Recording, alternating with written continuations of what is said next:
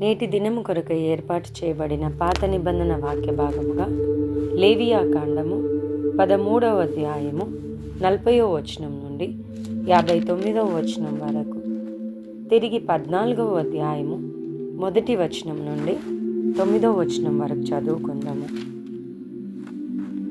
తల వెంట్రుకలు రాలినవాడు బట్ట తలవాడు, అయినను వాడు పవిత్రుడు.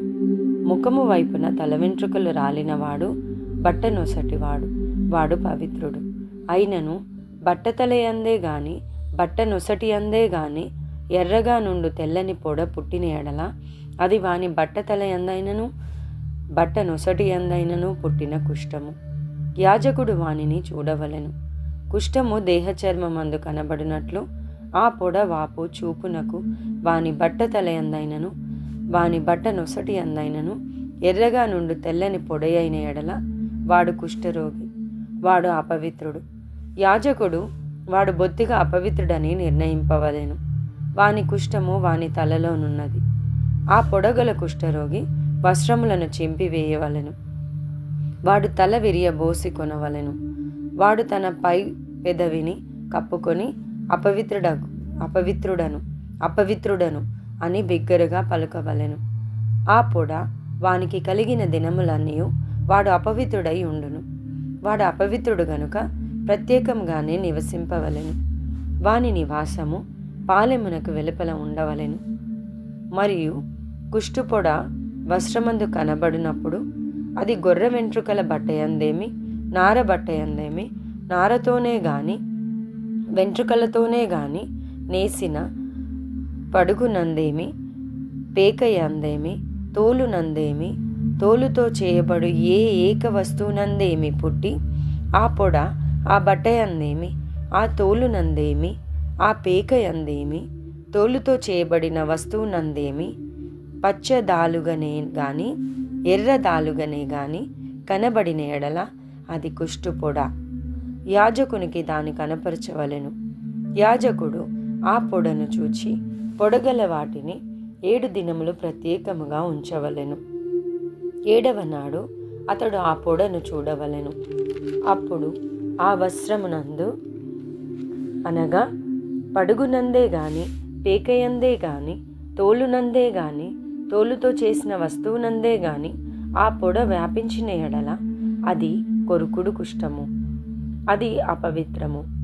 కావున అతడు ఆ పొడ దేనిలో ఉన్నదో ఆ వస్త్రమును నారతోనేమి వెంట్రుకలతోనేమి చేసిన పడుగును పేకను తోలుతో చేసిన ప్రతి వస్తువును అగ్నితో కాల్చివేయవలెను. అది కొరుకుడు కుష్ఠము, అగ్నితో దాన్ని కాల్చివేయవలెను. అయితే యాజకుడు చూచినప్పుడు ఆ పొడ ఆ వస్త్రమందు అనగా పడుగునందేమి పేకయందేమి తోలుతో చేసిన మరి దేని అందేమి వ్యాపింపకపోయిన ఎడల యాజకుడు ఆ పొడగల దానిని ఉతుకనాజ్ఞాపించి మరి 7 దినములు దానిని విడిగా ఉంచవలెను.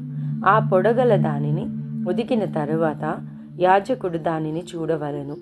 ఆ పొడ మారకపోయినను వ్యాపింపకపోయినను అది అపవిత్రము. అగ్నితో దానిని కాల్చివేయవలెను. అది లోవైపున గాని పైవైపున గాని పుట్టినను కొరుకుడు కుష్ఠముగా ఉండును. యాజకుడు దానిని చూచినప్పుడు వస్త్రం ఉతికిన తర్వాత ఆ పొడ వాడి ఉండిన ఎడల అది ఆ వస్త్రంలో ఉండినను తోలులో ఉండినను పడుగులో ఉండినను పేకలో ఉండినను యాజకుడు వాటిని చింపివేయవలెను. అటు తర్వాత అది ఆ వస్త్రమందే గాని పడుగునందే గాని పేకయందే గాని తోలుతో చేసిన దేని అందే గాని కనబడిన ఎడల అది కొరుకుడు కుష్ఠము. ఆ పొడ దేనిలోనున్నదో దానిని అగ్నితో కాల్చివేయవలెను.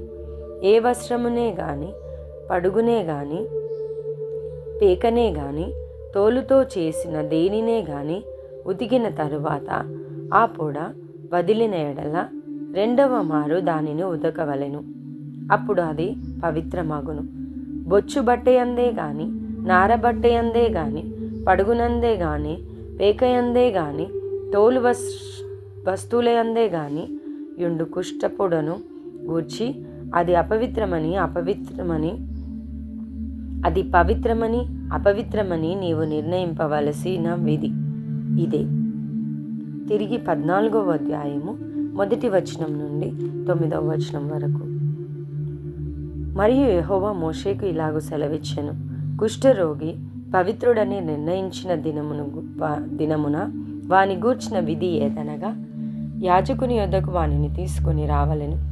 యాజకుడు పాలెము వెలుపలికి పోవలెను. యాజకుడు వానిని చూచినప్పుడు కుష్ఠుపొడ బాగుపడి కుష్ఠరోగిని విడిచిన ఎడల యాజకుడు పవిత్రత పొందగోరు వాని కొరకు సజీవమైన 2 పవిత్ర పక్షులను, దేవదారు కర్రను, రక్తవర్ణములు గల నూలును, హిస్సోపును తెమ్మని ఆజ్ఞాపింపవలెను. అప్పుడు యాజకుడు పోరు నీటిపైన మంటి పాత్రలో ఆ పక్షులలో ఒక దానిని చంపనాజ్ఞాపించి సజీవమైన పక్షిని, ఆ దేవదారు కర్రను, రక్తవర్ణము గల నూలును, హిస్సోపును తీసుకొని పారు నీటిపైన చంపిన పక్షి రక్తములో వాటిని సజీవమైన పక్షిని ముంచి కుష్టు విషయంలో పవిత్రత పొందగోరు వాని మీద 7 మారులు ప్రోక్షించి వాడు పవిత్రుడని నిర్ణయించి సజీవమైన పక్షి ఎగిరిపోవునట్లు దానిని వదిలివేయవలెను.